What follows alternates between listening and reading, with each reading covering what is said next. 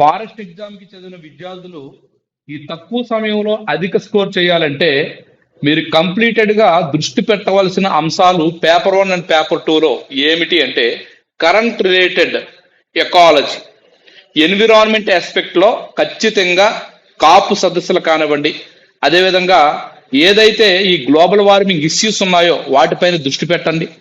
Next paper 2 orientation లో ఏవైతే topics ఇచ్చాడో వాటిలో ఈ ఫారెస్ట్ ఎకాలజీ ఓరియంటేషన్ లో ఉన్న వాటిపైన ఎక్కువగా దృష్టి పెడితే మనకు మంచి మార్కులు వస్తాయి.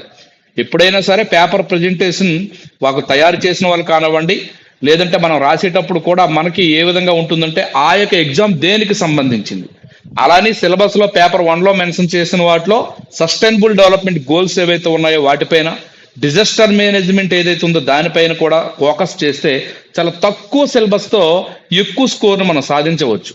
సో అందువలన మిగతావి చదవద్దని కాదు, వీటిపైన ఎక్కువగా ఫోకస్ చేయండి. వీటిని ఫోకస్ చేస్తూ మీరు ప్రిపరేషన్ చేయండి. హర్రీ బుర్రీ వద్దు, చదివింది క్లియర్ గా చదవండి, రివిజన్ చేయండి. ఖచ్చితంగా మన యాప్ తీసుకుంటే ఆ క్లాసులు విని దీన్ని పెట్టిన టెస్ట్లు రాస్తే చాలండి. ఖచ్చితంగా కాంపిటీషన్ చాలా తక్కువగా ఉంది, మీరు ఖచ్చితంగా సక్సెస్ అవుతారు. Thank you.